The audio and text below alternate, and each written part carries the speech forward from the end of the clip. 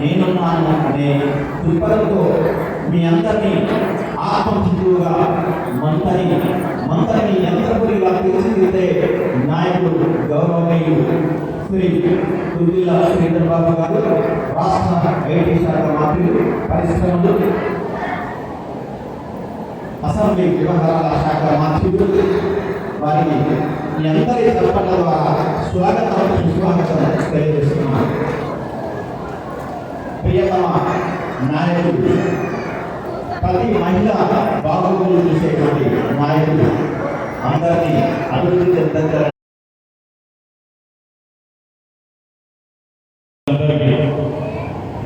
నేను మీ శాసనసభ్యుడిగా ఏ రోజైతే కాంగ్రెస్ పార్టీ ప్రభుత్వం ఏర్పాటైందో ఏర్పాటు కానప్పుడు ఆనాడు ప్రతిపక్షంలో ఉండి రేషన్ కార్డు కావాలని నేను మా కాంగ్రెస్ మిత్రులు ఇక్కడ కూర్చున్న వారు అక్కడ ఉన్నవారు ప్రతి సందర్భంలో ధర్నాలు చేస్తారు. కొత్త రేషన్ కార్డు కావాలి, రాష్ట్ర ప్రజానికానికి ఈ నియోజకవర్గంలో అర్హులైన వారందరికీ కొత్త రేషన్ కార్డు ఇవ్వాలి.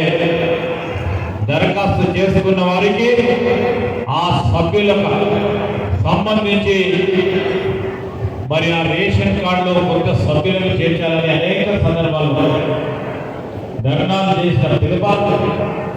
ప్రభుత్వం ఏర్పాటు కాకముందు మేము ప్రజలకు వచ్చి ఇదే అక్కకు, ఇదే చెల్లికి, ఇదే అన్నకు, ఇదే అమ్ముడికి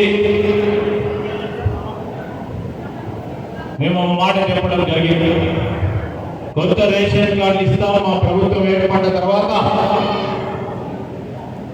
కొత్త రేషన్ కార్డులతో పాటు